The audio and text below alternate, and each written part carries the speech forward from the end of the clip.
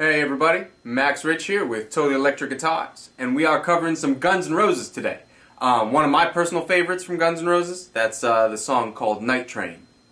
And this one, typical Guns N' Roses feel. It's that like hard rock, but maybe more mixed with blues than say like the classical angle, like, you know, Randy Rhoads or Metallica or something. This is more blues based. It's Slash playing guitar.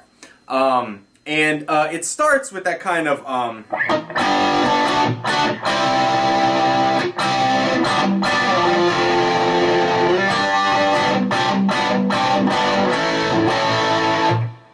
with that like real heavy distorted riff. So the first thing I recommend before we get into anything is that this lesson has a lot of technical stuff happening in it. So if you find yourself struggling to do, you know, faster licks or solos, or if you find yourself struggling to comfortably kind of like negotiate the neck, then you might want to take a step back, maybe learn the riffs for the song, but not the solo, because there's a lot of stuff in this lesson here. But that being said, if you are up for the challenge, then come on in. The water is fine. And what we're going to be talking about today is, like I mentioned, the riffs of the song. So, you know, like that opening, that thing, right? But also the overdubs. There's a lot of overdubs because there's two guitars. So you have that section, right?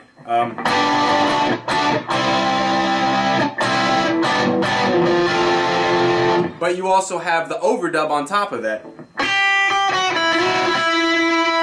You know, and there's kind of like that conversation happening between the two guitars. So I'm going to teach you all the guitar parts, solo included, and well, the main solo, and the kind of licks and riffs that go with the song are really chordal based. And what I mean by that is it's not your typical kind of like, you know, Enter Sandman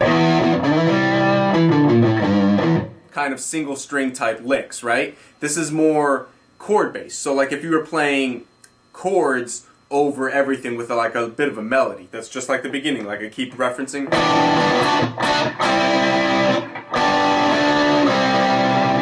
Those are chords, you know, and there's a melody that goes on top, and that's maybe like the single string type riff, but the majority of the stuff is really chordal and double and triple stop based. And what that means is like a double stop is 2 notes at the same time, a triple stop is 3. And you can kind of get a good feel for how Slash thinks about the guitar by learning the song, because you see how he goes about and approaches melody using chords rather than just a single string.